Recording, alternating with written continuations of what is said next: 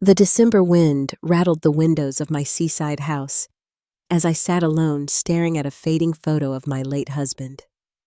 His smile belonged to a different season, one filled with warmth, laughter, and family. Then my phone buzzed. A text from my daughter lit up the screen. "Mom, the Christmas party at the club is canceled. Not convenient this year. Stay home and rest."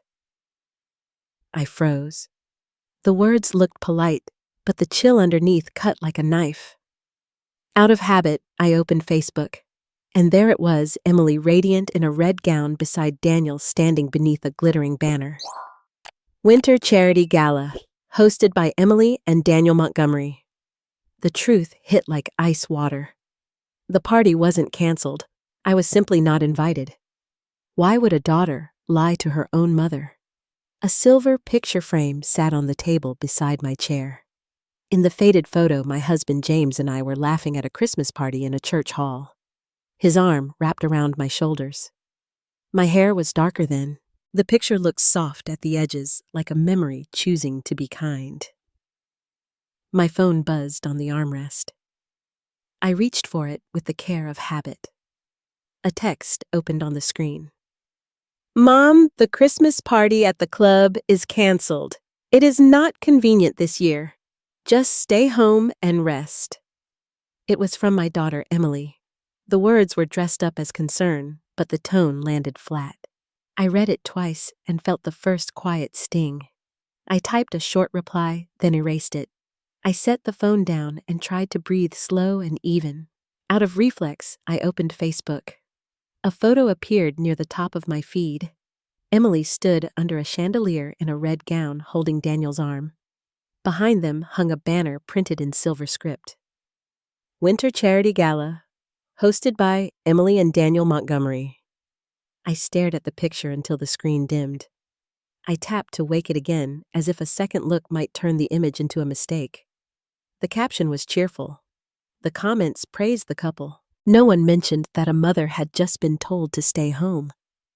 I put the phone face down on the table. A wave of heat rose up my neck, then broke into a chill. I had taught children for 33 years to tell the truth, to own a mistake, to say what they meant. I had told Emily the same in 100 small ways. Now the room felt crowded with unasked questions. Why did you lie? Why am I not welcome? What did I do wrong that stayed wrong after so many years? I pushed myself up and moved through the living room. The carpet was worn soft in the path that led to the piano and back. Along the far wall, Christmas cards from former students were taped in neat lines. I kept them up year-round. A little girl in a blue dress had once drawn a snowman with 5 buttons and wrote, "Thank you for teaching me to read." A boy had printed "He is risen" in green marker under a stick figure angel. Time had curled the paper corners.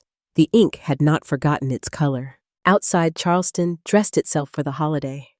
I stepped onto the porch and felt the cold lay across my cheeks. Gas lamps on the street wore pine garland. A carriage passed the horse's breath, a pale cloud. Couples crossed the brick sidewalk in coats and scarves.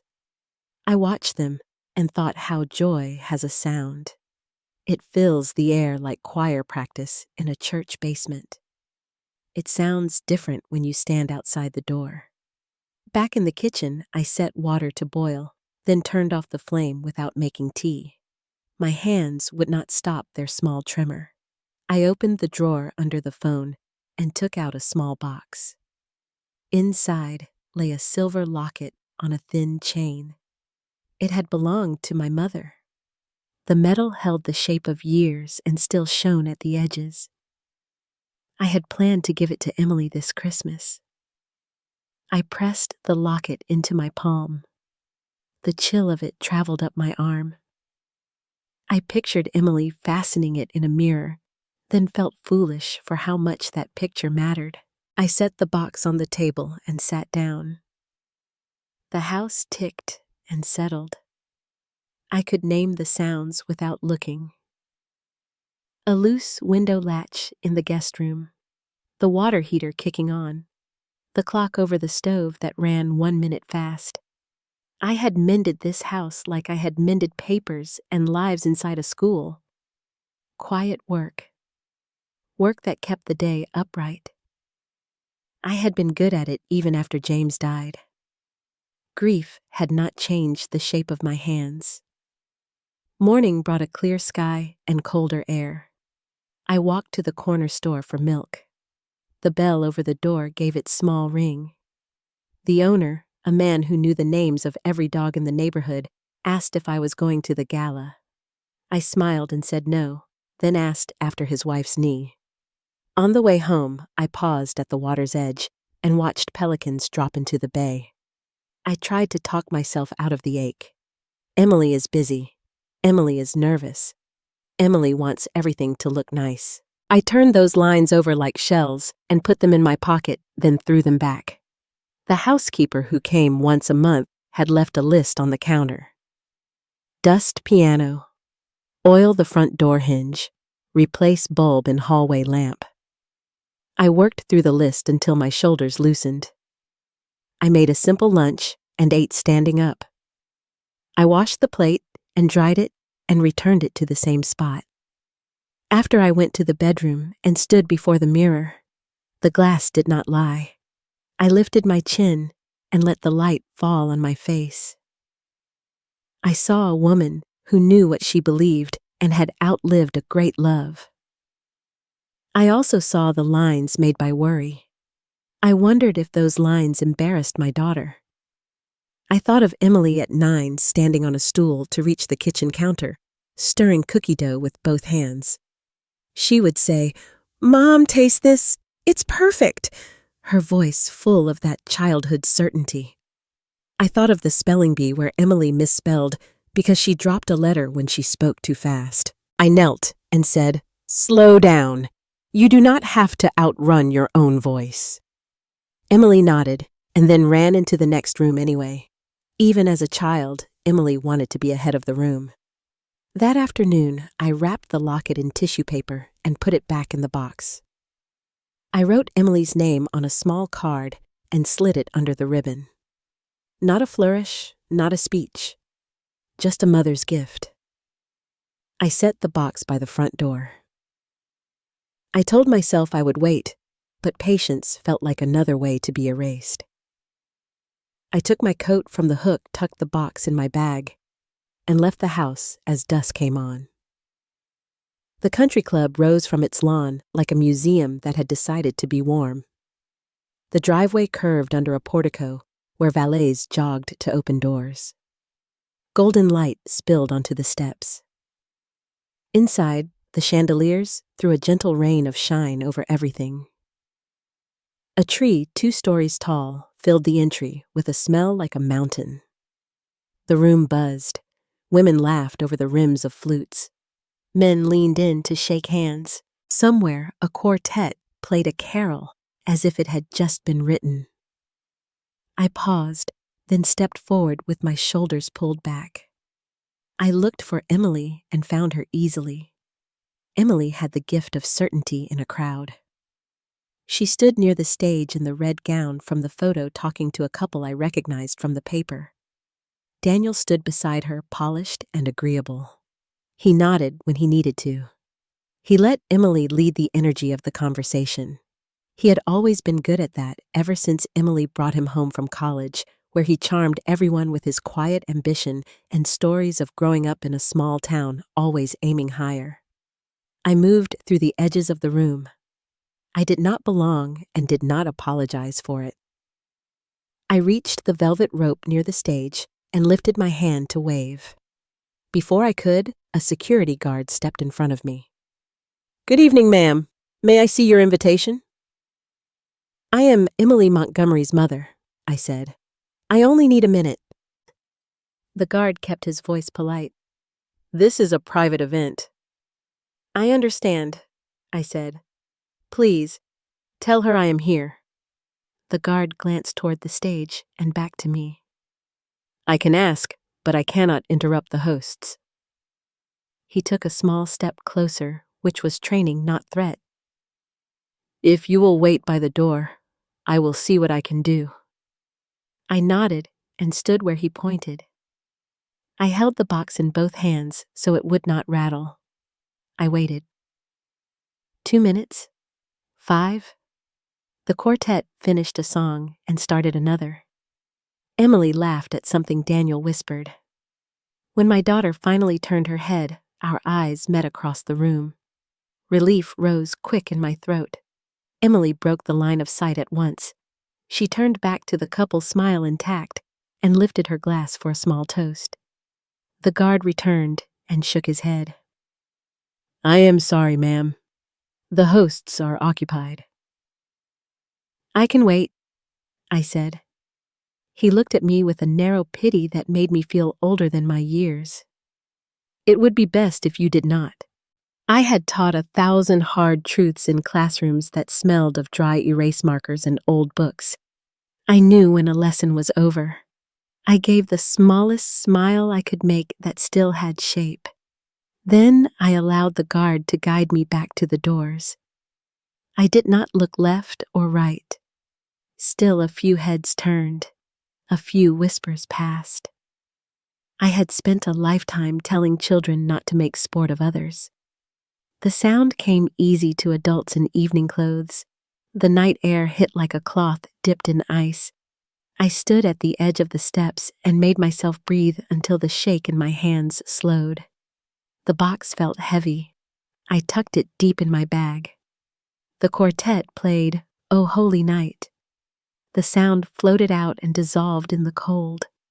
I thought of the line about weary souls rejoicing and felt the cynicism rise and then pass. I did not want to become someone who mocked hope. I walked home along the brick sidewalk. The city glowed.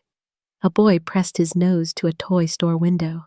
2 women argued gently over the best ribbon for a wreath. A man carried a fir tree on his shoulder like a friendly burden. I kept my eyes on the stones under my feet. I reached my steps, unlocked the door, and slipped inside without turning on the lights. The house welcomed me with the kind of silence that notices when you are hurting. I set my bag on the chair and sat down hard. Tears came fast and unadorned. They did not come often anymore. When they did, I did not argue with them. I let them say what words could not hold. After a while, I went to the sink and washed my face with cold water and a washcloth that smelled of line-dried cotton. I felt lighter and emptier at once. I put on the kettle and waited until it boiled this time. I made tea and carried the mug to the window seat. The ocean was a wide, dark shape. Across the water, a ship moved like a slow star. I pictured James standing at this window in his socks saying, "The sea does not change for anyone." That had comforted me once. Tonight, it felt like a dare. I fell asleep on the cushion. In a dream, James spoke without moving his mouth. "Helen, your dignity belongs to you. No one can take it unless you give it away." He did not smile. He did not need to. I woke before dawn with the words still in my chest like a tide that had not turned yet. Morning came with a narrow streak of gold under a slab of cloud. I wrapped a blanket around my shoulders and stood on the porch to watch the sunrise. Gulls wheeled against the light. I thought of how many mornings James and I had watched from this same step. He would hand me a cup and say, "Another day to do some good." I whispered the line to the air and felt steadier for hearing it. I spent the day in motion. I cleaned the piano keys with a soft cloth and a patience that calmed me. I ironed the table runner my sister had sent years ago. I pruned the rosemary in a pot by the kitchen door. I copied recipes from a binder into a smaller notebook I could hold while I cooked. The work did not fix anything. It still mattered. Near noon, I called the church and asked for the time of the Christmas Eve service. The secretary recognized my voice and asked if I would play piano for one hymn. I said yes before I thought about my hands, then smiled after I hung up. My hands remembered what grief had not taken. That was something. In the afternoon, I wrote a note to Emily in a neat blue script and threw it away. I wrote a second note that was kinder and threw that away too. A third note said only, "I love you." I folded it and placed it under the ribbon on the locket box. I did not imagine how Emily would respond. I refused the rehearsal of disappointment. Near sunset, I put the gift in a drawer of the sideboard and closed it. The action felt final and not final at once. I went to the bedroom and changed into an older sweater that still fit well. I brushed my hair until it lay smooth. I stood in the doorway of the spare room and looked at the bed made up for the guest who had not come in years. I closed that door gently as if someone slept inside. I cooked myself a simple dinner. I ate at the small table in the kitchen and said grace in a whisper. I washed the plate and lifted it to the rack, then dried it and put it away. I took the locket back out and opened it. The hinge gave a tiny click. I traced the inside with my thumb and thought of how a small thing can carry a whole house of meaning. I closed it and listened for the click again. Outside, the club lights pricked the horizon. They were far, but my eye found them. They reminded me of buoys marking a channel. I knew what they were meant to do. I also knew how easy it was to imagine they meant something else. I refused to grant them power they had not earned. I sat by the window until the room cooled and the glass fogged with my breath. I learned to be still when I taught kindergarten because children mirror the energy they see. I drew that stillness up into myself and let it settle. I thought of Emily's first day of high school when the two of us had argued over a dress and a curfew. Emily had wanted to be older than she was. I had wanted her to try childhood a little longer. Neither had been wrong. Both had been stubborn. It mattered now only because it still hurt. I pictured Emily at the gala pretending not to know her own mother. I pictured the guard doing the job he was paid to do. I pictured Daniel lifting his glass kind and careful. I pictured myself standing in that room and being moved aside as if I were an object that had been set down in the wrong place. I had taught a lesson about belonging for years. It was written on the inside cover of my teacher's plan book. If you are here, you belong here. Tonight, the world had given me the opposite line. I heard it. I did not accept it. I closed the curtains and turned off the lamp. The house darkened around me. The sea kept its slow speech. I stood in the dark and let my eyes adjust. The lines of the furniture came back first, then the pictures on the wall, then the faint glimmer of the locket resting in my open palm. I had not known I had taken it out of the drawer again. I did not remember reaching for it. Some part of me must have decided while the rest of me was not looking. I held the locket to my chest. My voice sounded steady in the quiet. Enough. I put the locket back in its box and closed the lid. I set the box on the sideboard and pressed my palm flat on the wood for a long moment. Then I lifted my hand and walked to the porch door and opened it. Cold air entered the room like a guest who did not knock. I did not mind. I welcomed it. I stood with the chill on my face and the sound of the water in my ears. I let the night clear me the way the ocean clears the shore by coming and coming and coming. I did not make a plan that minute. I did not list names or dates. I gave myself that one small kindness. But the line had been drawn inside me. Emily had placed it there with a lie. I had traced it with my own hand and made it straight. I knew what it meant. Silence would not be the answer this time.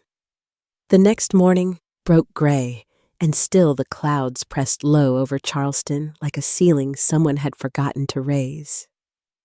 I rose early, sleep shallow, my mind circling Emily's cold dismissal at the gala. I made oatmeal, but left the spoon untouched in the bowl, standing at the window as the sea shifted restlessly. Gulls diving with sharp, insistent cries that echoed my unrest. By mid-morning, staying inside felt suffocating, so I bundled into my wool coat, tucked a scarf around my neck, and stepped onto the street. Holiday decorations hung dull in the gray daylight, strings of lights stretched across lampposts like drained cheer. I walked without direction at first down Meeting Street past the small church where I used to play piano at Christmas Eve services. Memories surfaced unbidden. Emily at 7 in a white robe, holding a candle with both hands, her face aglow as she sang carols in the front row. I shook the image away like dust from an old curtain. At the bakery on Broad, I pushed through the door, met by the warmth of rising bread and the small bell's ring. The shop buzzed with neighbors in heavy coats waiting for loaves and sweet rolls. Behind the counter, Mrs. Jenkins flushed pink from the ovens, spotting me over the hum. "Helen, dear, did you hear about Emily's fund?" she called out. I stiffened before schooling my face. "What fund?" I asked. She leaned forward, delighted. "The charity she started with Daniel. My sister donated last week. They say it'll restore downtown facades, those old brick buildings crumbling away. Isn't it marvelous? You're Emily leading the charge. Folks call her a real beacon for Charleston." "That sounds generous." I forced out, lips trembling in a smile. "Oh, it is." Mrs. Jenkins bustled, bagging pastries. "She and Daniel are pillars now. We're all proud." The words pricked my skin like needles. Pillars. Proud. Not once had Emily mentioned it, not a call, not a word at Thanksgiving. The floor tilted beneath me. I nodded through the exchange, bought a loaf I didn't want, and stepped back into the cold, the air slapping my face. I gripped the bag tight, mind racing. Emily had told everyone but me. I walked faster, boots striking bricks with force, turning down Broad past wreaths on doors, until I saw a woman by a lamppost scribbling in a notebook. She looked 10 years younger than me, brown hair pulled back loosely, coat practical over fashionable. She glanced up from a flyer, the same glossy banner I'd seen online. Winter Charity Gala, hosted by Emily and Daniel Montgomery. "Are you connected to this?" she asked with a polite smile. I hesitated, then said softly, "I'm Emily's mother." Her eyes sharpened. "Really? I'm Sarah Whitman from the Charleston Ledger. I've been following this fund. Money flows fast, but transparency's thin. You wouldn't know anything about it, would you?" "No," I admitted. "I didn't even know it existed." "That's surprising." Sarah tilted her head. "Family usually knows, sometimes signs paperwork. Would you mind talking more? Coffee, maybe? You might have insight without realizing." Instinct urged me to back away, to keep my head down, but anger built like steam under a lid, thinking of Mrs. Jenkins gushing while I stood ignorant of Emily's dismissal. Something snapped. "All right." I met her eyes. "Coffee." We walked to a cafe near the harbor windows, fogged with steam air, heavy with roasted beans and cinnamon. We slid into a back booth away from the crowd. My hands curled around a mug for steadiness. Sarah set a worn folder on the table. "I'll be direct. Irregularities in paperwork. Charities sometimes cover money going elsewhere. And here's something particular. This isn't small, Helen. Over $2 million has already been routed through this fund in just weeks." She spread documents, receipts, donation slips, forms. I leaned in, squinting at print rows. Then my heart froze. At the top, Helen Montgomery, co-founder, and a signature. "That's not mine." My voice caught. "That's not my signature." Sarah nodded slowly. I suspected, but needed to hear it. This fund ties to you legally. Documents say you authorized withdrawals approved accounts. If investigators look, they'll see you. I never signed anything, I whispered, stomach churning. I never agreed. Cafe noise blurred couples laughing over cocoa children begging cookies, espresso hissing, but all I saw was my name stolen like skin. Your record's spotless, Sarah said softly. Retired teacher respected, perfect front. People trust you. Betrayal burned hotter than the coffee. My daughter had taken my name, woven it into fraud. Why me? I breathed. Because it's easy, Sarah replied. You're her mother. She counted on you not finding out. I sat, stunned, hands shaking into my lap, feeling small and raw. Sarah tapped papers. If the IRS digs, they'll assume complicity, unless you step forward, speak. If I speak, I ruin her, I said, eyes burning. If you don't, she ruins you, Sarah said gently. Words pressed into my chest heavy like James's old line. Truth is shield and sword. I nodded, voice untrustworthy. You don't decide now. Sarah leaned back. But I'll stand with you to bring truth out. You won't be alone. We waited as I steadied around the cup. Cafe windows blurred. People came and went with bags and scarves. I reached for documents again, hoping a second look softened the cruelty. It didn't. What if I say nothing? I asked. Your name stays on the trail, Sarah said. If clean, nothing. If not, you carry part, even without a dime. I watched a boy press his face to the pastry case pointing at a tree cookie. His father laughed, bought two. I envied that simple life choices like frosting or plain. Do you have copies? I asked. I do, Sarah said. Won't publish your name without consent, but know the risk's shape. I nodded, feeling the line inside me steady. When did you first look at the fund? 2 weeks ago, Sarah replied. A donor called. Small gift, 3 receipts in days. Different headings, same account. Sloppy mistake when moving money fast. Emily's not sloppy, I said. She's careful. She was always like that, even as a teen, planning every step to impress her friends, hiding report cards. If they weren't perfect, always one ahead. Then someone around her isn't, Sarah said. Or they think no one's watching. We sat in quiet as the cafe hummed. Sarah packed the folder, paid the bill. Outside, harbor wind cut sharp. Can I walk you home? She asked. No, I need space. Sarah didn't press. I'll text my number. If you decide to stand, I'll be there. I walked the long way along the water tide out dark mud flats between rock and sea, smell strong and honest. By home, my cheeks burned. I closed the door, let the house know I was there. Then I picked up the phone and called Emily. She answered on the 3rd ring. Mom, I'm in a meeting. Emily, why is my name on your charity papers? Why my signature on a form I've never seen? Silence filled the line, then a thin laugh. Who've you been talking to?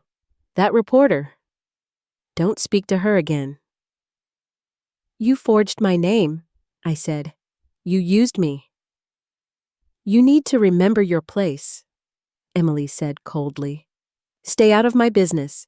If you ruin this, you'll regret it. The line clicked dead. I lowered the phone, sat down, fast room tilting, then steadying. The clock over the stove seemed louder. James's words echoed in my mind. Truth is shield and sword. Tonight, it felt true. My phone buzzed. Sarah's text. If you want to fight, you won't be alone. I'll help, but it starts with you. I typed a reply, erased it. Set the phone down, stood. Needed air. On the porch, I wrapped arms around myself, watched water darken. Down the block, a neighbor lit string lights, bulbs warming one by one. The simple act steadied me. Back inside, the landline blinked. I pressed play. Daniel's voice filled the kitchen, calm, friendly. Helen, it's Daniel. Checking on you. Confusion about the fund? All standard promise. Paperwork crosses names. Happens all the time. If worried, I can draft a note clearing you. Sign at my office. No need for strangers. Call me. I stood hand on counter till it ended. His smooth offer prickled my skin. No strangers. I pictured his careful smile the way he stood beside Emily, letting her shine. Once, I thought it generous, now safe. I poured water into the kettle, stared at the red light glowing like a dashboard warning. When it boiled, I made tea, carried it to the table. Wrote on a pad, name, date, what told. Slow words, no softening. The phone rang again. Let it go. Same voicemail. Same voice. Unplugged the machine. Afternoon. I walked to church for Christmas Eve time. Sanctuary empty dust in light shafts like secret weather. Sat on back pew, said small things in my chest, let the room hold them. On way out, met the pastor. Young Ernest.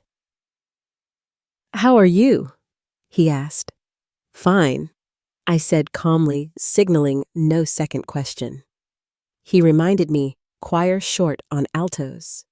I smiled, said I'd help if page turn easy. He laughed, said he'd arrange. Home, checked mail. Club flyer for New Year reception, recycled it. City tax letter confirmed exemption, filed it. Drawer held bills, certificates, marriage license. James's obituary clipped neat. Hand on drawer long, then pulled folder with handwriting sheets from teaching cursive. Traced big H, long first stroke. Forged H, stubby. Smiled at proof only I'd value. Phone vibrated. Unknown number. Answered. Mrs. Montgomery, woman said. Claire from Low Country Savings. Confirming authorization for charity account. I sat. No, I don't authorize. Papers rustled. Initial on file note, you'll sign annual letter tomorrow. Who wrote note? I asked. E. Montgomery. Emily correct. I'm her mother. Didn't write. I'll come with ID. Don't release till you see me. Claire's voice cautious. Yes, ma'am. Hung up, laughed, and shook. Called Sarah. Bank expects me tomorrow, I said. Want me with you? She asked. Yes, but sit apart.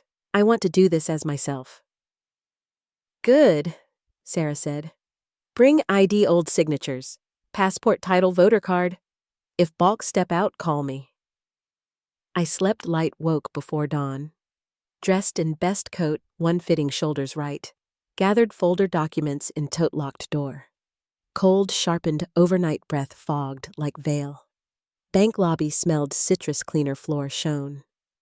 Tree with white lights, silver bows.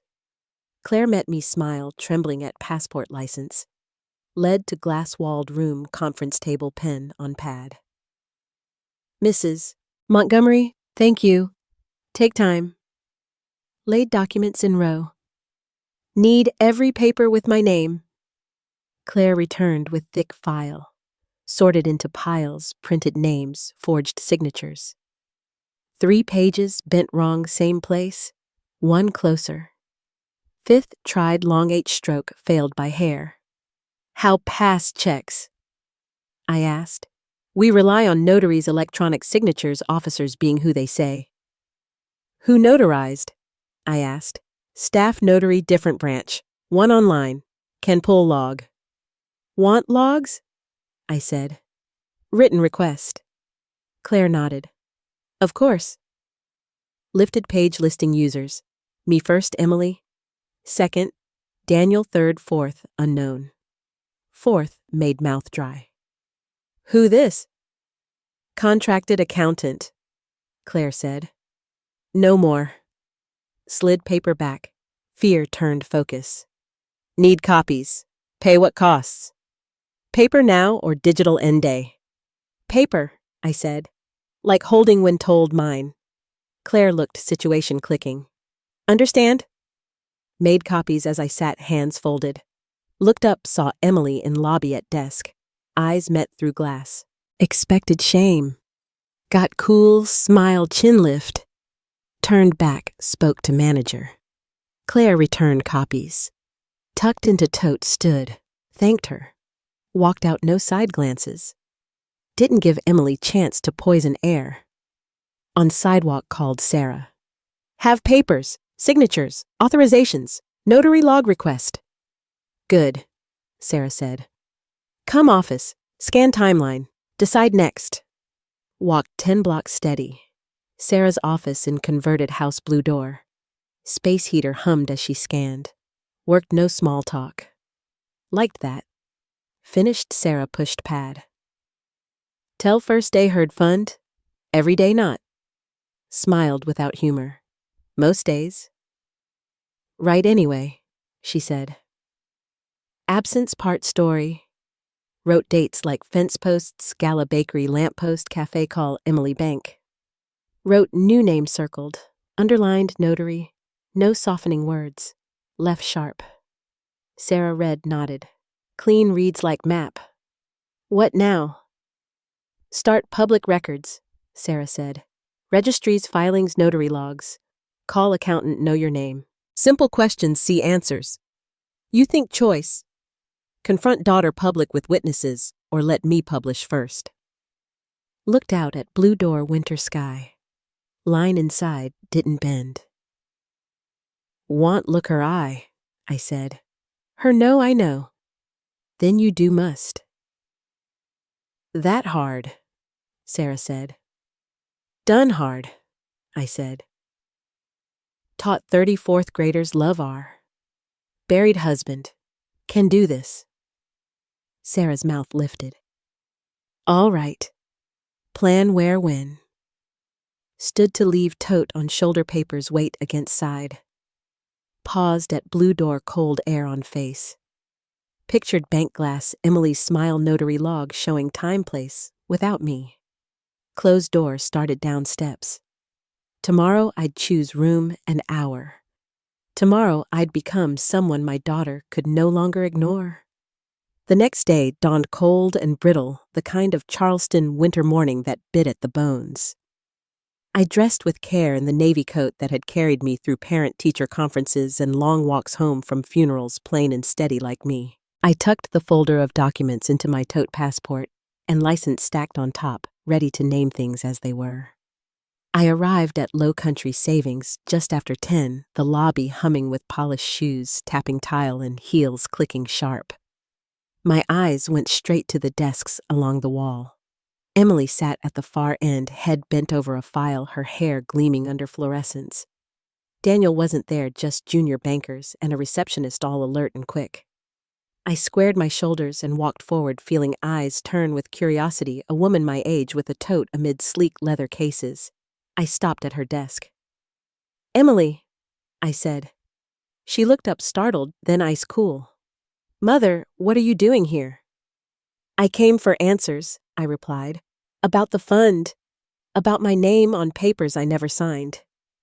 This isn't the place. Her voice carried controlled.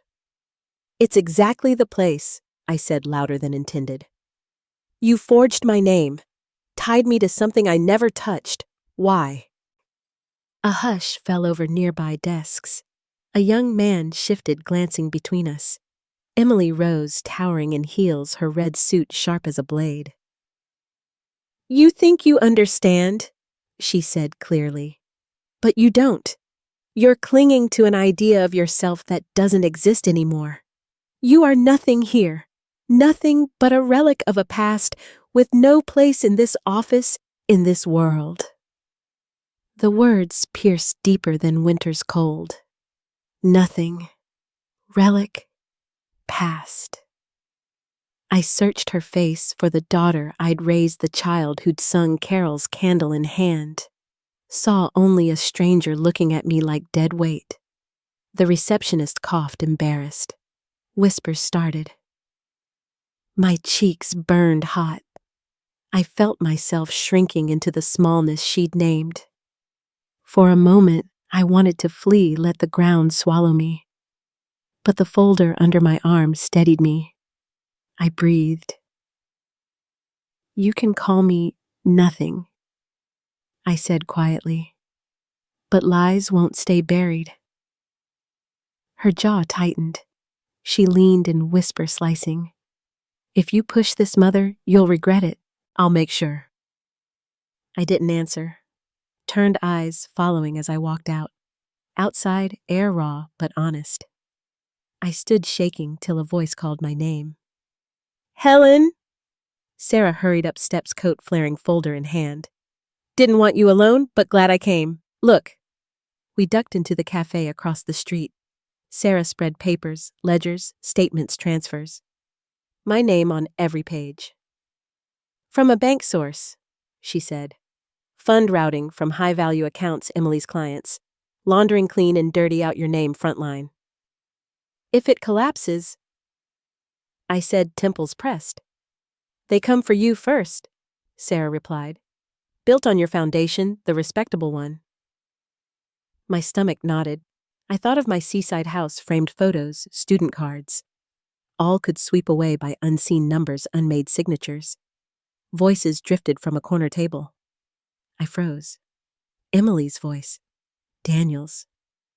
Held breath. Sarah bent head as if reading. We listened.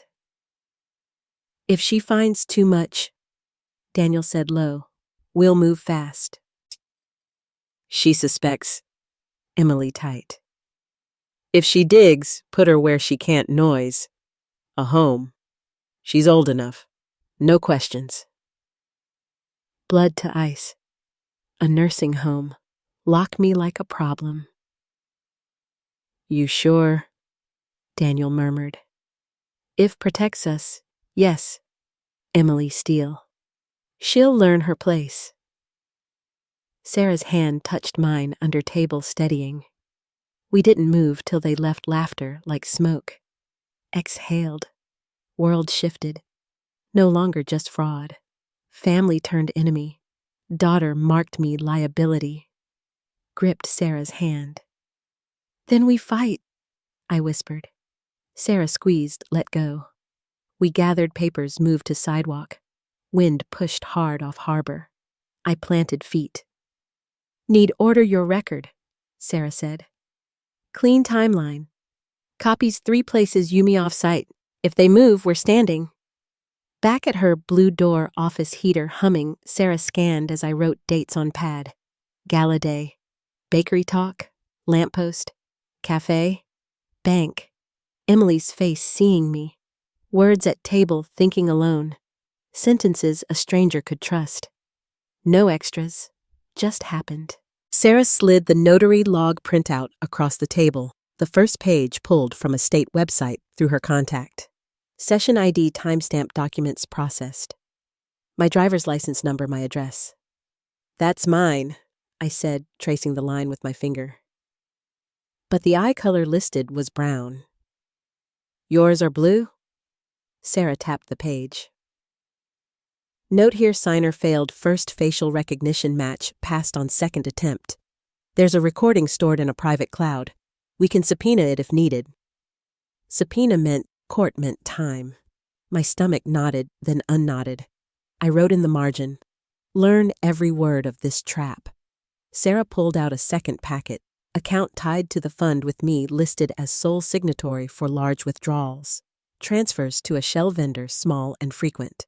The memos looked innocent: scholarship fund, office supplies, research grant. "Click through the track," Sarah said. "The money rhythm looks normal if you just blink at it, but it's got a pattern that signals laundering." I heard it like the poetry beat I used to teach kids. But the counting was all wrong. "We need one more thing," Sarah said. "A compliance alert or an email showing the bank knows something's off." My phone buzzed. Unknown number. I answered. "Mrs. Montgomery," a woman said, her voice brisk and professional. "This is Madison from Bank Compliance. I'm calling to verify your officer role for the fund. We need to review the last expenditures." I put the call on speaker. "I never reviewed anything," I said. I learned my name was attached to this fund 2 days ago. I didn't sign anything. My signature was forged. A pause while Madison adjusted. I see. We'll need a formal statement from you. For your protection, we'll restrict the account until this is resolved. My shoulders dropped a fraction. Restrict meant closing the door on the wrong hands. I'll come in, I said. After I hung up, Sarah blew out a breath. That's our crack in the wall. They freeze the money flow, your risk drops, and their panic rises. We need to document this now. Timestamps, names.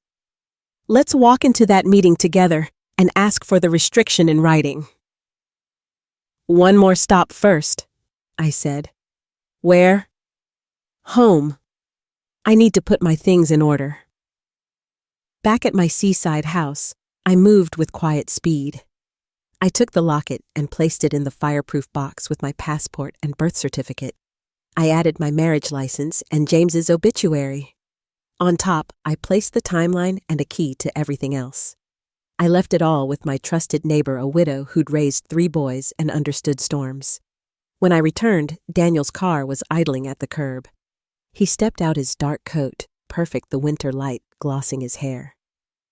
He smiled like this was a negotiation, a happy deal in the making. Helen, he said, glad I caught you. Let's talk inside. No, here is fine. He looked past me to the house, then back to my face. He lowered his voice, intimate and concerned. There's been a misunderstanding. The paperwork moved fast. A staffer used your name as a placeholder. We can fix this. No need to get upset, especially during the holidays. Emily just wants there to be no tension in the family. I listened to his words, each one oiled and smooth. I pictured him practicing in the car on the drive over, checking his reflection in the mirror. It wasn't a placeholder, I said. My signature was forged. The notary system failed, then passed on a second try. There's a second account with my name alone on it, and there was an attempt to place me in a facility where I couldn't make noise. His face tightened for the first time. You're upset. You're listening to the wrong people. Let's be practical. You sign a durable power of attorney, and we manage everything if you get tired. We add a guardianship evaluation just to be safe. In exchange, you keep your house for life. No stress. No public fuss. I stared at him. The wind lifted my hair, but I didn't move. He was asking me to give him legal control in exchange for my silence. I want to protect you, he said. And Emily? And the family reputation. Surely you care about that. I stepped closer, my eyes clear and steady. I care about the truth. You took the name my daughter gave me and used it as a mask for fraud. I won't sign anything. I won't sit quietly. And I won't be silenced. His smile vanished completely. The hardness settled over his features like ice. If you bring in outsiders, if you wave papers around, if you accuse your own child publicly, the consequences will be unimaginable. You'll lose your friends. You'll lose your place in this community. I lost that the night my daughter turned her back on me, I said. But I found myself. That's enough. We held each other's stare. I willed him to look away first. He didn't. We'll see about that, he said. Then he turned and walked back to his car. Inside, I shut the door and leaned against it. My legs shook with aftershock. I ran cold water over my wrists until the shaking slowed. I made tea I wouldn't finish. I sat at the table and wrote down Daniel's words exactly so they wouldn't blur later. The phone rang twice that hour. First, Adult Protective Services wanting to schedule a wellness check based on a family report of cognitive decline. I gripped the counter and told them they were welcome anytime. I gave them Sarah's number and requested everything be documented. The second call was from the church secretary, gentle and roundabout, asking if I'd still play piano for Christmas Eve, given all the talk around town. It felt like a bruise forming. I said I'd be there. I'd play whether they sang along or not. Sarah picked me up for the compliance meeting. At the bank office, Madison met us with a thick binder and unused pens. We sat in the glass-walled room like before. I kept my hands folded, no fists. "I'm logging your formal statement," Madison said. "You confirm that you can test these signatures." I did, my voice even. I watched her pen move across the page. No impatience today. When Madison read the statement back, I asked for a copy and for the restriction notice in writing. She provided both. "What do you need from me now?" I said, staying calm. "I need a list of all accounts tied to your name through the fund. I need the notary logs. I need any email that triggered this compliance call. Everything in writing within 5 business days." Madison blinked. "I can do that." As we stepped into the lobby, I saw Emily with a client across the room. She watched me through the glass door. For half a breath, I thought I saw some human flicker in her expression. Then, it was gone. Back at the Blue Door office, we built the wall of evidence day by day. Sarah scanned the restriction notice and my statement. She uploaded everything to a secure drive and gave me a backup thumb drive. She called her editor, speaking carefully. "Preliminary investigation. Source on record. Bank under review." When she hung up, she said, "We have the bones now. We need the flesh and the heartbeat. We still need the transfer map to the shell company." "How do we get that?" "Either from our source or from a mistake," Sarah said. "Most crimes break down because someone underestimates a stubborn, boring person who pays attention." I smiled despite everything. "I can be very boring." "Good. Be relentless. Be precise. Keep your life clean. Eat well. Sleep when you can. Go to church. Play piano. Let everyone see that you belong where you stand. If they try to file guardianship papers, you'll be ready with documentation and witnesses who know exactly who you are." I went home as the light thinned. On my porch, I found a thick envelope tucked under the mat. No return address. Inside, I carried it to the table and opened it with a kitchen knife. Photocopies of fund transfers and donor account information with initials blacked out. Some were VIP accounts. On the last page was an internal email. A junior employee had flagged the pattern as suspicious. The manager's response: "Leave it alone, executive family member." The date was 3 days ago. I stood very still. Someone had slid this under my door, someone unknown. Maybe a teller with a conscience. Maybe someone in compliance with an unnamed grudge. Or maybe someone just saving themselves by handing me the fire. I called Sarah and read her the subject lines and dates. "Don't bring those to me yet," she said. "Lock them up first. Take photos of each page. Email them to a secure account. Put the envelope where you put the locket. Then we'll verify this thread through a second channel we can use." I did everything she told me. I moved like I was building a shelter before a storm. When I finished, I sat in the chair by the window and watched the horizon darken. The ocean was a wall against the night. I let myself project into the future. I wanted the facts and the faith to carry me into the room where other people preferred their stories. My phone lit up with a text from an unknown number. "Stop digging, or you'll find yourself in a place where nobody hears you." I stared at the screen until it went dark. Then I saved the message, labeled it, and sent a screenshot to Sarah with a note. Another piece for the pile. I slept in thin strips. I woke twice each time, reaching toward the note card I'd taped up like a lighthouse. Morning came, thin and gold under heavy clouds. I dressed in jeans and a sweater, pulled my hair back. I filled a thermos with coffee and put 2 granola bars in my bag like I was going on a field trip. Sarah arrived with a new folder and a look of fresh news. "Compliance is in and your account is officially restricted. Here's the printout. My source confirmed the notary was scheduled during the time you were at choir practice. I got the roster from the pastor. I didn't want to push for it until you asked, but now I'm asking, do you want witnesses to the truth, or do you want obstacles? I blinked, then took the paper she handed me. I felt joy skim across the surface of my fear. Not loud joy, just space to breathe. "We're close," Sarah said. "We get one more piece today. Then we plan the moment. The gala is in 2 nights. It's time for the article. Time to alert the right people. You'll walk in with your head high and the facts in your hand." I looked at the card in my bag. Keep dignity. Tell truth, not alone. I lifted my tote. "Let's get our last piece," I said. "Then let's set the clock." The morning air carried a damp bite, a reminder that winter in Charleston liked to shift its moods without warning. Sarah drove us downtown, her notebook balanced on her lap, fingers drumming on the cover. "The last piece is confirmation of the transfers," she said. "I have a source in compliance who flagged the vendor accounts.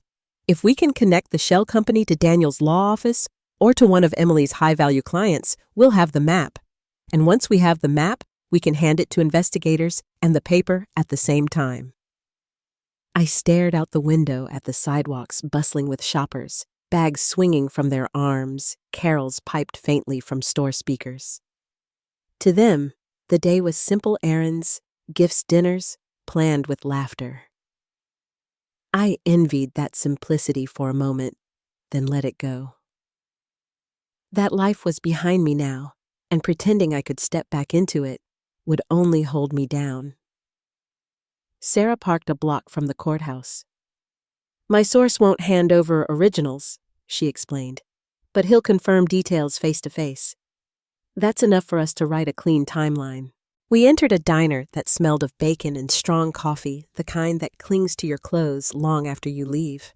A man in his 30s sat in a corner booth, shoulders hunched over a cup tie loosened like he'd been pulling at it all morning. He looked up nervously when Sarah approached. "Patrick?" she greeted softly. "This is Mrs. Montgomery." I offered my hand. His palm was clammy. He shook once and let go quick. "I don't have long," he said, eyes darting around the room like he expected someone to walk in any second. "But I can tell you this, the preservation fund moved just over $2 million in 3 months. Half went to a vendor called Coastline Consulting. Coastline has no staff, no office, nothing but a mailbox in Daniel's name. The money then bounces into accounts offshore. Anyone with sense can see what's happening." My throat tightened.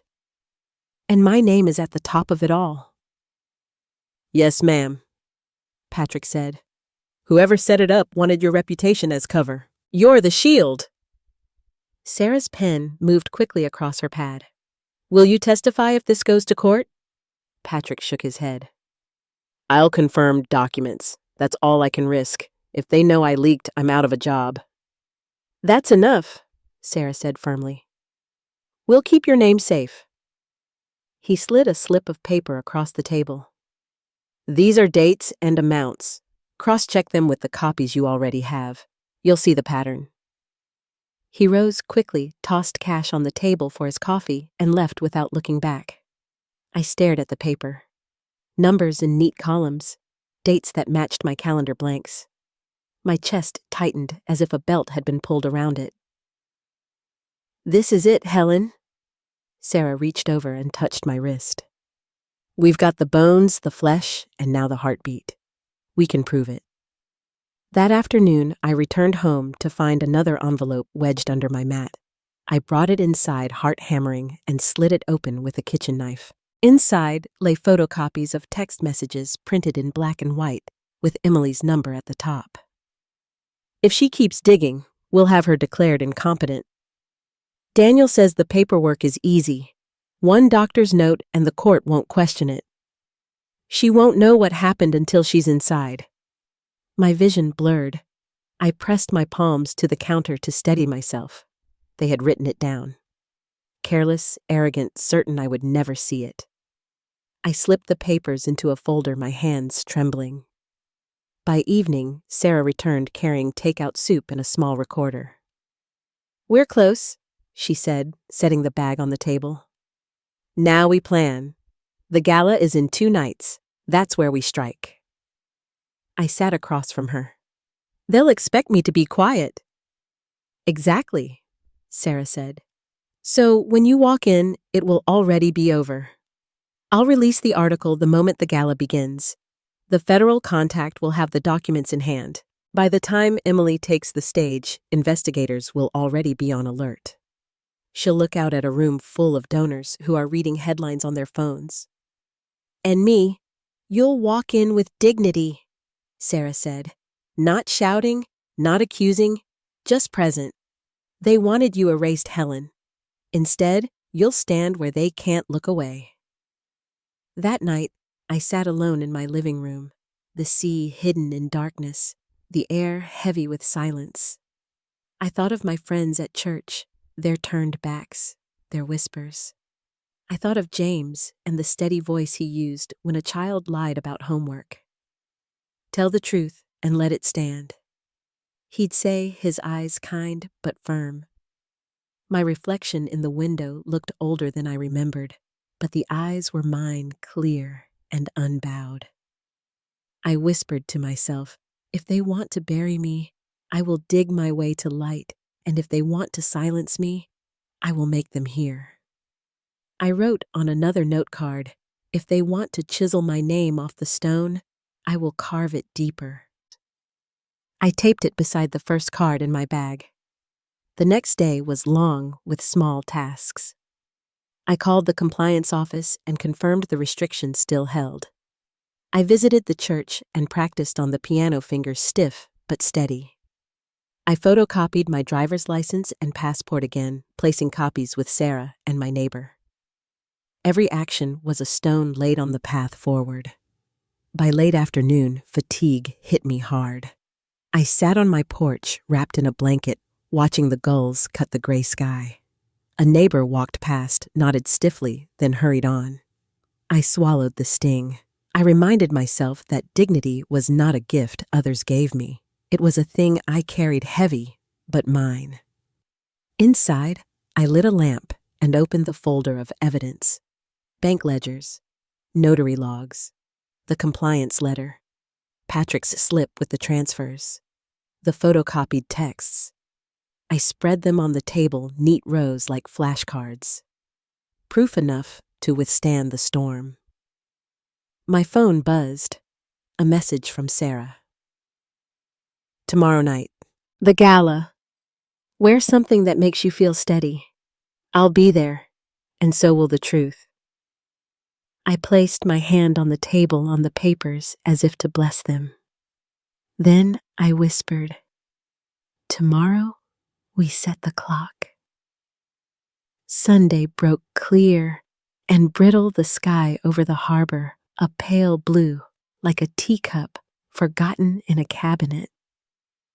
I dressed for church, with hands that refused to hurry slipping into my black skirt, and the navy coat James had always said made me look like I meant business. The scarf he bought at a sidewalk stand one winter, because the vendor promised it would last forever, I knotted around my neck. I folded the timeline pages into my tote, but left the evidence packet locked away at home. This morning was not for proof. This morning was for showing up. The church steps gleamed wet from an overnight mist. I climbed them and paused in the vestibule to warm my fingers, rubbing them together as the familiar scent of polished wood and old hymnals wrapped around me. A few people nodded without speaking, their eyes sliding away like they were afraid to stick. One woman looked past me, studying a non-existent stain on the far wall. In the sanctuary, poinsettias flared red against white columns, children in sweaters herded into pews by parents with hushed voices. Ushers moved like a practice tide, handing out bulletins. The organ hummed low, testing the air.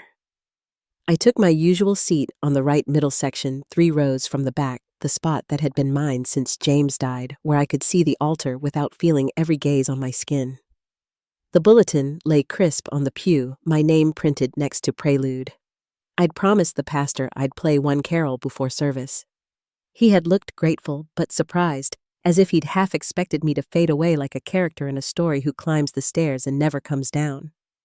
I stood and walked to the piano, feeling the shift in the room, conversations tightening like knots. The air took on that hush, not of respect, but inspection eyes following my steps. I sat, placed my hands on the keys, and breathed deep, letting the cool ivory ground me. I played the first hymn with steady tempo and clean tone, the melody plain as courage notes, rising like morning light through stained glass. When the last chord faded, I lifted my hands to my lap and looked up. 2 old friends from the choir rose and crossed the aisle, not toward me, but away, settling into seats in another section. Another woman who'd once asked me to tutor her son in reading turned her body so her shoulder blocked her view of me. A man who'd taught Sunday school with James whispered to the person beside him, staring at me with that look from parent conferences when rumor trumped fact. I felt the weight of it all like a shawl too heavy for the season. The pastor stepped to the pulpit and began the call to worship, his voice carrying the words without extra warmth or chill. I returned to my seat, back straight, chin level. Midway through the service, during a quiet prayer, a touch on my elbow made me turn. Mrs. Jenkins' cheeks pink breath, a hush. "I'm sorry," she whispered. "People are talking. They say the fund was in your name and money's missing. The paper's involved. If anyone asks, what should I say?" I kept my eyes forward. "Say you don't know," I replied softly. "Because you don't." She squeezed my elbow and pulled back, relieved to have direction.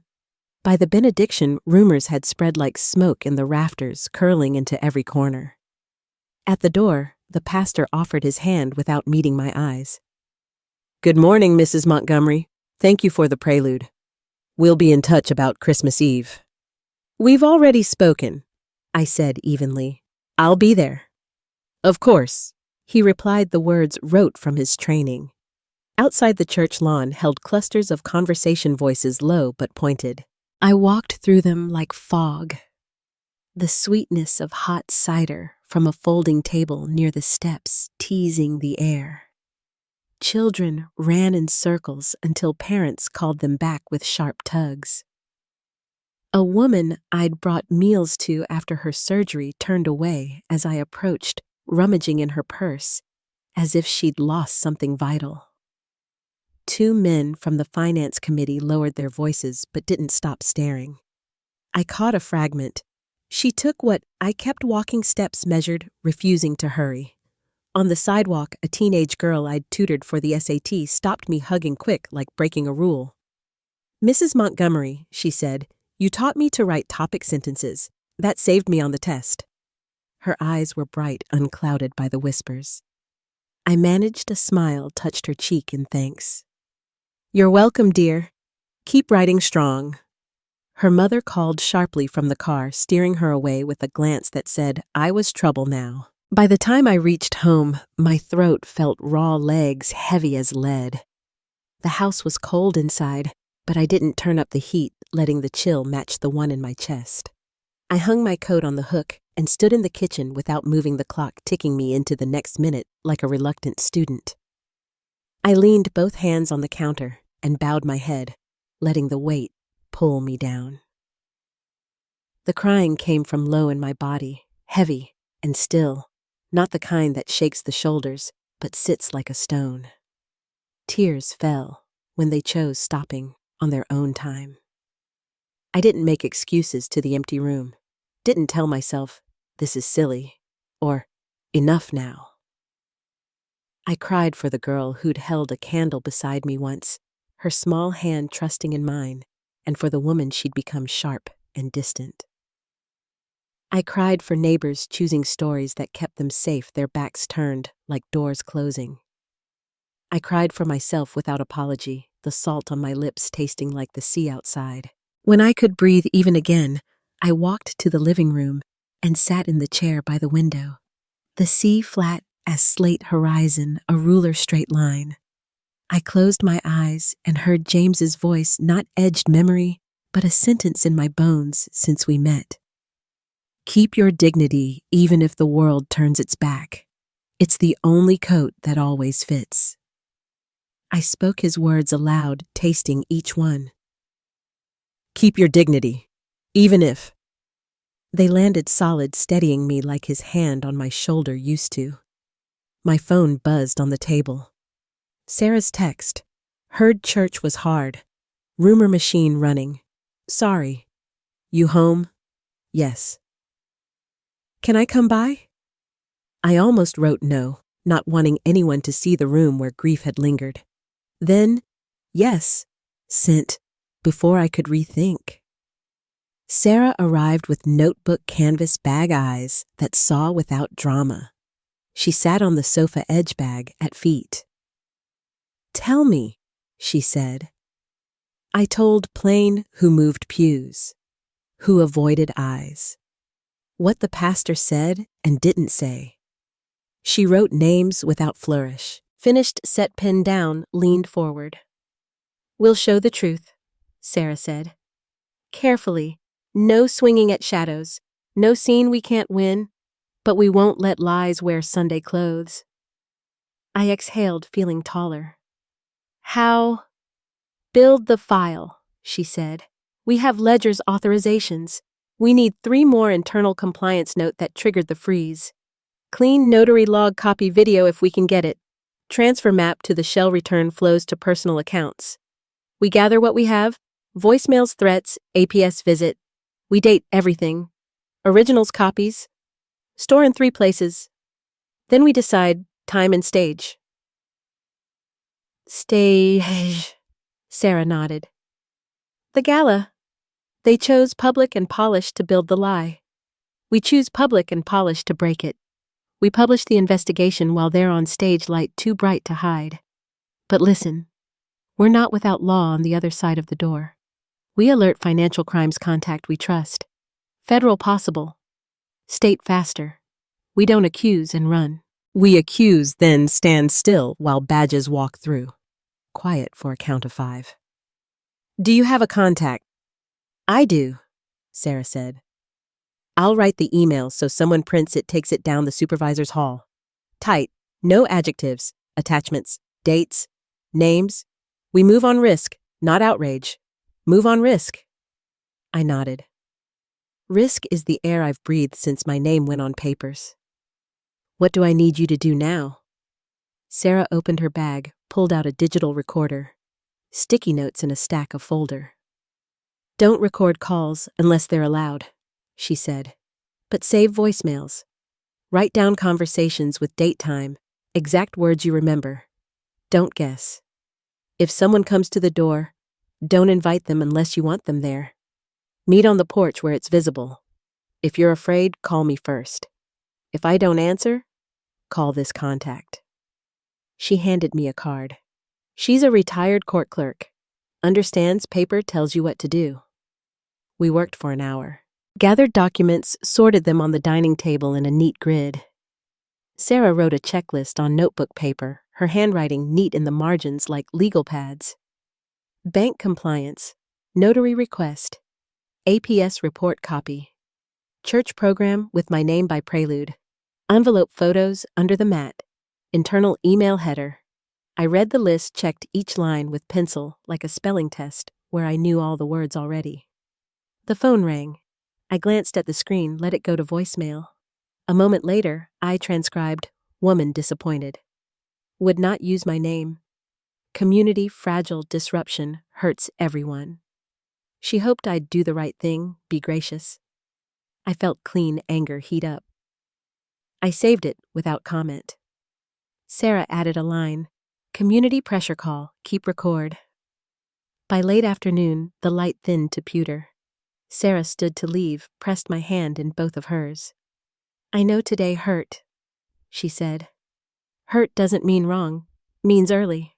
After she left, the house was too quiet. I turned on the radio to old hymns at the top of the hour. A choir sang a melody I knew by heart. I hummed under my breath till the notes steadied me.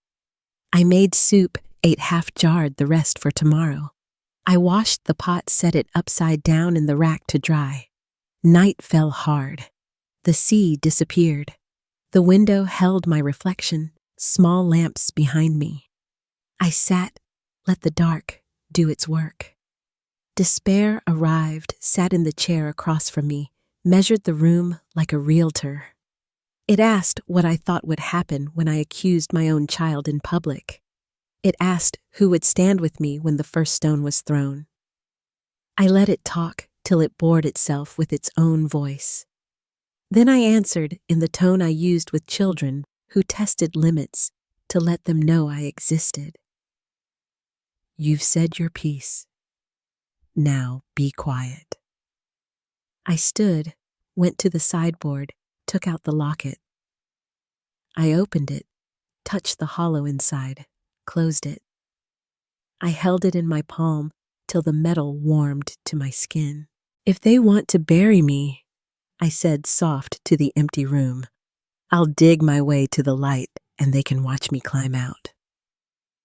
The clock struck 9. I wrote 3 sentences on a note card, taped it to the door I passed most often. "Keep dignity. Tell truth. Not alone." I slept badly, woke twice each time my eyes went to the card like a lighthouse. Morning came thin and gold under heavy clouds.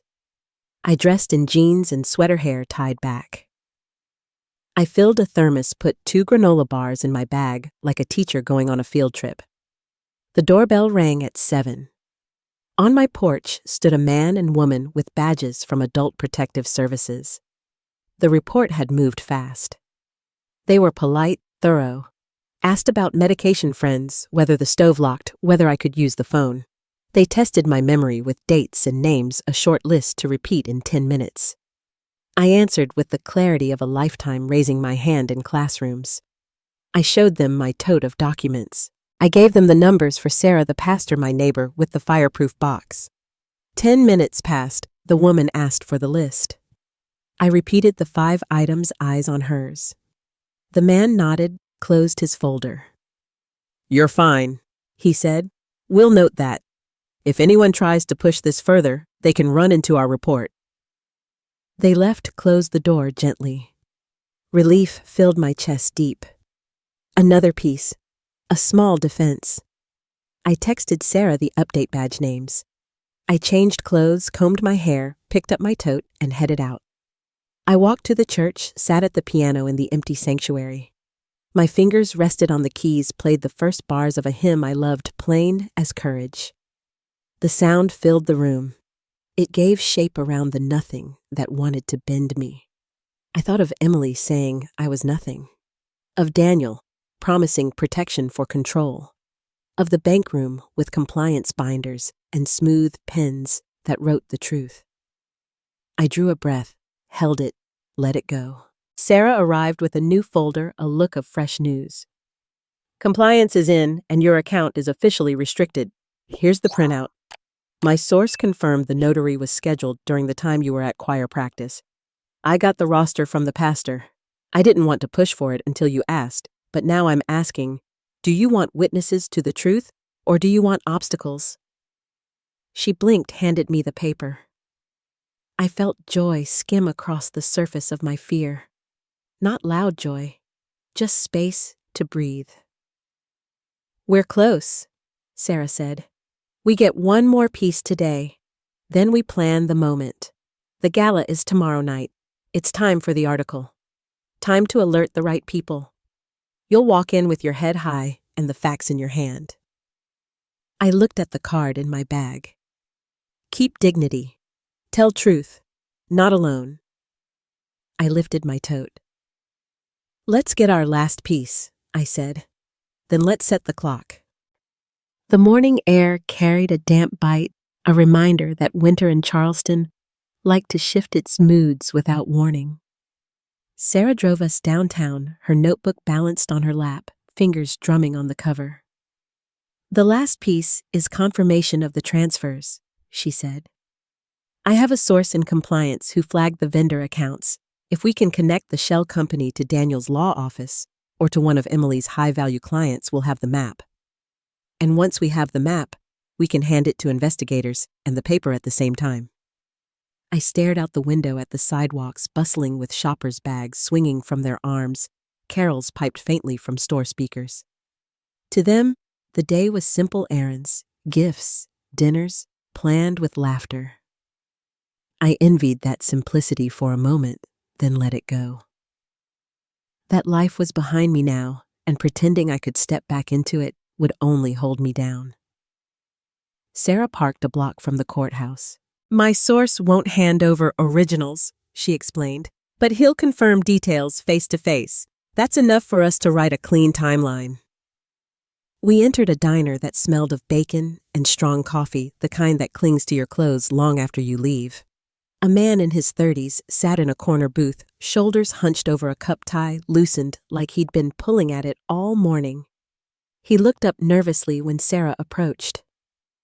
"Patrick," she greeted softly. "This is Mrs. Montgomery." I offered my hand. His palm was clammy. He shook once and let go quick. "I don't have long," he said, eyes darting around the room like he expected someone to walk in any second. "But I can tell you this, the preservation fund moved just over $2 million in 3 months. Half went to a vendor called Coastline Consulting. Coastline has no staff, no office, nothing but a mailbox in Daniel's name. The money then bounces into accounts offshore. Anyone with sense can see what's happening." My throat tightened. "And my name is at the top of it all." "Yes, ma'am," Patrick said. "Whoever set it up wanted your reputation as cover. You're the shield." Sarah's pen moved quickly across her pad. "Will you testify if this goes to court?" Patrick shook his head. "I'll confirm documents. That's all I can risk. If they know I leaked, I'm out of a job." "That's enough," Sarah said firmly. "We'll keep your name safe." He slid a slip of paper across the table. "These are dates and amounts. Cross-check them with the copies you already have. You'll see the pattern." He rose quickly, tossed cash on the table for his coffee, and left without looking back. I stared at the paper. Numbers in neat columns. Dates that matched my calendar blanks. My chest tightened, as if a belt had been pulled around it. "This is it, Helen." Sarah reached over and touched my wrist. "We've got the bones, the flesh, and now the heartbeat. We can prove it." That afternoon, I returned home to find another envelope wedged under my mat. I brought it inside, heart-hammering, and slid it open with a kitchen knife. Inside lay photocopies of text messages printed in black and white with Emily's number at the top. "If she keeps digging, we'll have her declared incompetent. Daniel says the paperwork is easy. One doctor's note and the court won't question it. She won't know what happened until she's inside." My vision blurred. I pressed my palms to the counter to steady myself. They had written it down. Careless, arrogant, certain I would never see it. I slipped the papers into a folder, my hands trembling. By evening, Sarah returned, carrying takeout soup and a small recorder. "We're close," she said, setting the bag on the table. "Now we plan. The gala is in 2 nights. That's where we strike." I sat across from her. "They'll expect me to be quiet." "Exactly," Sarah said. "So when you walk in, it will already be over." "I'll release the article the moment the gala begins. The federal contact will have the documents in hand. By the time Emily takes the stage, investigators will already be on alert. She'll look out at a room full of donors who are reading headlines on their phones. And me, you'll walk in with dignity," Sarah said. "Not shouting, not accusing, just present. They wanted you erased, Helen. Instead, you'll stand where they can't look away. That night, I sat alone in my living room, the sea hidden in darkness, the air heavy with silence. I thought of my friends at church, their turned backs, their whispers. I thought of James and the steady voice he used when a child lied about homework. Tell the truth and let it stand. He'd say, his eyes kind but firm. My reflection in the window looked older than I remembered, but the eyes were mine, clear and unbowed.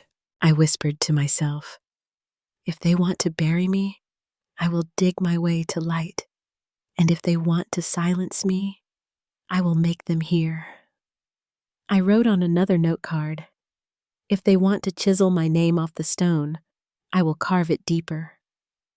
I taped it beside the first card in my bag. The next day was long with small tasks. I called the compliance office and confirmed the restrictions still held. I visited the church and practiced on the piano fingers, stiff but steady. I photocopied my driver's license and passport again, placing copies with Sarah and my neighbor. Every action was a stone laid on the path forward. By late afternoon, fatigue hit me hard. I sat on my porch wrapped in a blanket, watching the gulls cut the gray sky. A neighbor walked past, nodded stiffly, then hurried on. I swallowed the sting. I reminded myself that dignity was not a gift others gave me. It was a thing I carried heavy, but mine. Inside, I lit a lamp and opened the folder of evidence. Bank ledgers, notary logs, the compliance letter, Patrick's slip with the transfers, the photocopied texts. I spread them on the table, neat rows like flashcards. Proof enough to withstand the storm. My phone buzzed. A message from Sarah. Tomorrow night, the gala. Wear something that makes you feel steady. I'll be there, and so will the truth. I placed my hand on the table on the papers as if to bless them. Then I whispered, tomorrow, we set the clock. The day of the gala broke with a sharp wind off the harbor.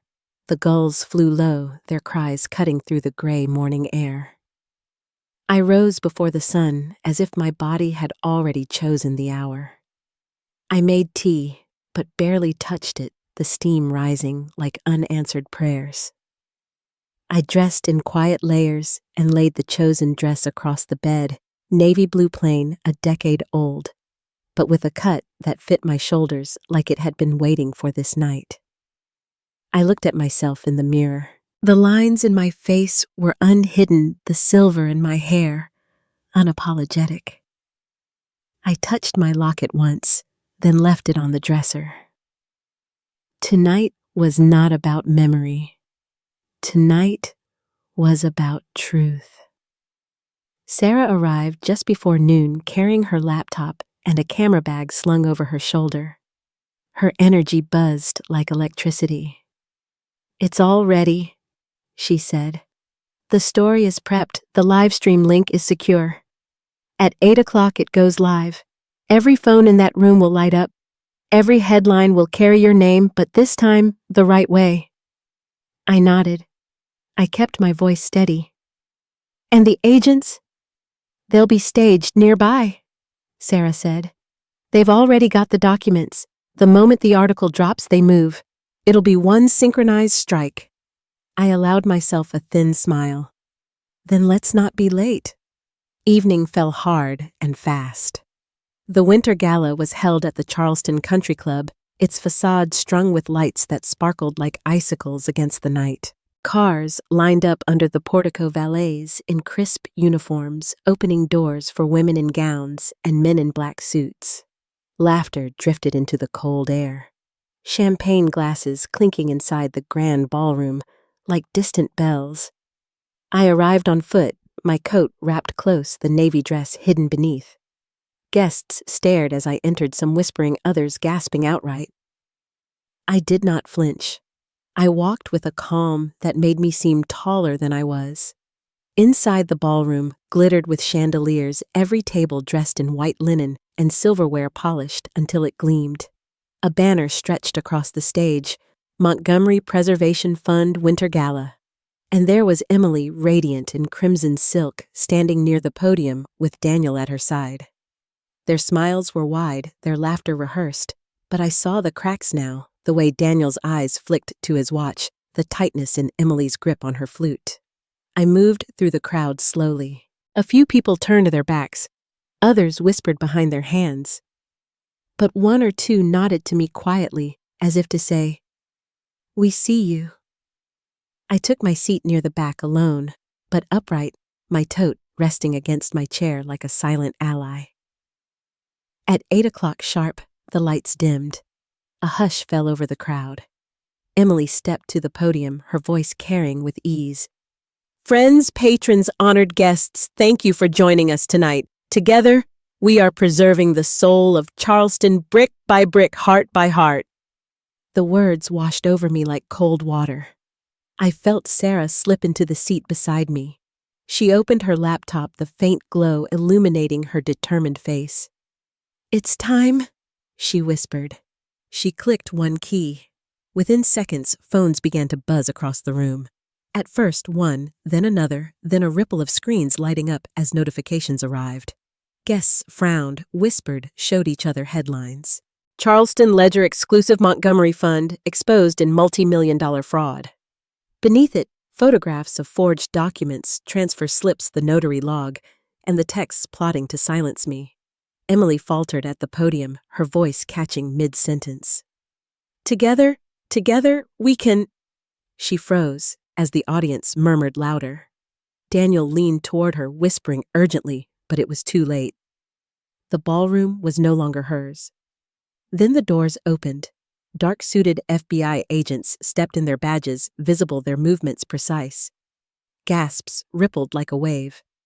The agents crossed the floor, quickly heading straight for Daniel. "Daniel Whitman Montgomery," one said, voice firm.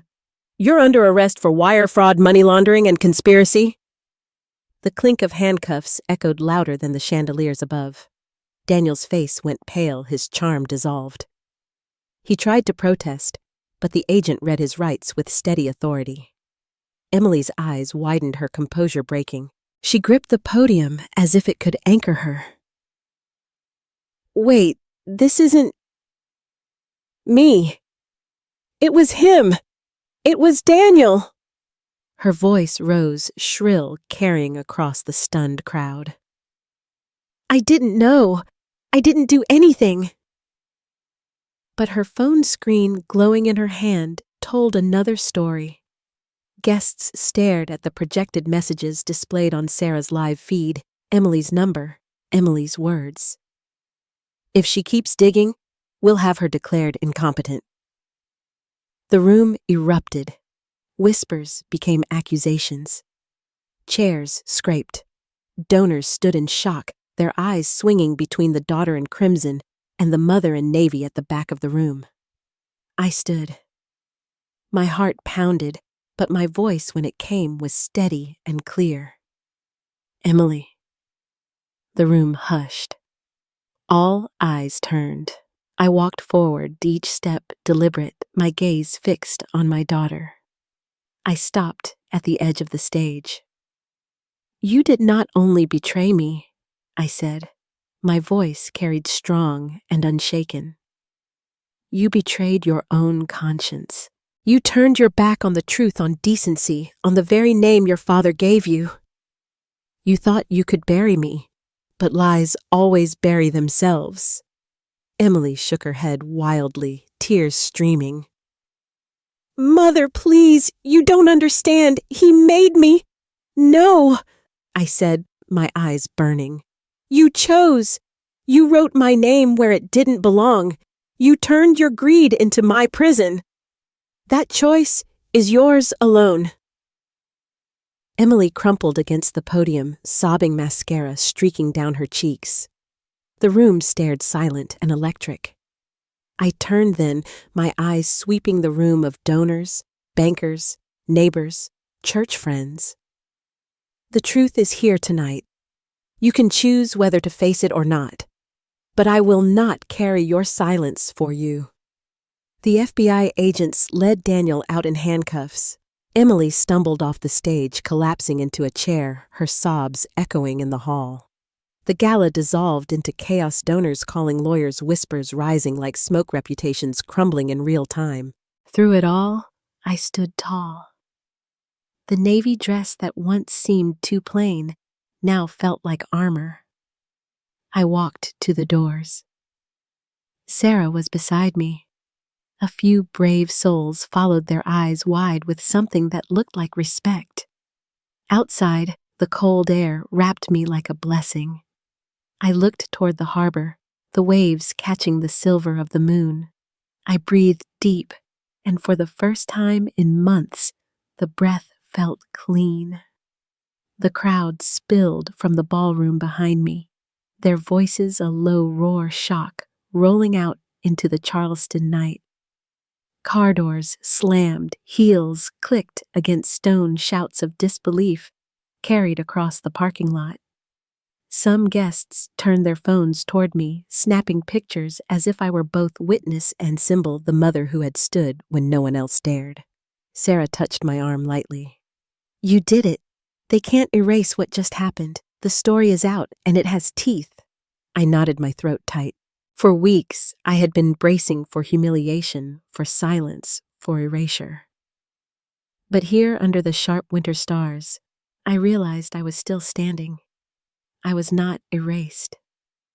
From the corner of my eye, I saw Mrs. Jenkins approaching, her face pale, her shawl clutched tight around her shoulders. "Helen," she whispered. "I'm sorry." I believed the talk. But tonight, oh my Lord, tonight we saw it all. I placed a hand over hers. "Then speak the truth now, Mrs. Jenkins. Don't let them pretend otherwise tomorrow." The woman nodded fiercely, eyes wet. "I will." Others came too. A man from the church finance committee cleared his throat awkwardly. "We should have asked you before we judged. You deserved better." He did not wait for a reply, but bowed his head as if in apology. I received each word with calm. I did not bask, did not scold. I only listened, nodding once my dignity intact. Sarah guided me toward the car. "There will be noise tomorrow, articles, interviews, statements. Are you ready for that?" "I am," I said. The worst part was being called nothing. Tonight proved I am still something. The next morning, Charleston woke to headlines that screamed from every screen and newspaper box. "Bank scandal shakes winter gala." "Local banker arrested in multi-million-dollar fraud." "Mother's name forged in scheme." My phone buzzed relentlessly. Reporters called. Old students left voicemails of support. Strangers sent messages thanking me for standing firm. I answered none of them at first. Instead, I brewed coffee and stood at my window, watching the sea turn from gray to blue under the rising sun. My neighbor came by with the fireproof box she had kept. "Keep it close," the woman said. "Looks like you won't need it hidden anymore, but better safe than sorry." I smiled, genuine and soft. Thank you for keeping faith when others didn't. That afternoon, Sarah appeared with her laptop and a printed copy of the article already syndicated in national outlets. She laid it on the table. "This is bigger than Charleston now. Federal agents confirmed Daniel will be held without bail. Emily, well, she's out on bond, but her career is over. The bank suspended her immediately." I touched the headline with one finger. "And me?" "You're cleared," Sarah said. "Publicly, officially, and legally. The compliance office filed a statement naming you as a victim of identity fraud. Your reputation isn't just intact, it's stronger." I exhaled slowly. I thought of the church pews, the turned backs, the whispers. Will they see me differently now? "They will," Sarah said. "But whether you forgive them, that's yours to decide." That Sunday, I returned to church. I entered quietly, the same pew, the same piano waiting. Heads turned. Whispers rose again, but this time they carried a different weight. Respect, awe, maybe even guilt. The pastor approached me before the service. His voice was softer, humbled. "Mrs. Montgomery, if you're willing, would you play for us again today?" I studied him a moment, then nodded. I sat at the piano, placed my fingers on the keys, and began a hymn I had not played in years. "Great is thy faithfulness." The notes rose pure and strong, echoing through the sanctuary. By the second verse, voices joined, hesitant at first, then growing. I played with a steady hand, my back straight, my heart light. When the final chord faded, I closed my eyes briefly. I thought of James, of his words, "Keep your dignity." I had, and it had carried me here. In the weeks that followed, investigations deepened. Daniel faced a string of charges, his once polished reputation shredded. Emily withdrew from public view. A statement released through her lawyer insisted she had been manipulated, but the text told another story. I did not gloat. I did not pursue revenge further. I let the law and the truth do their work.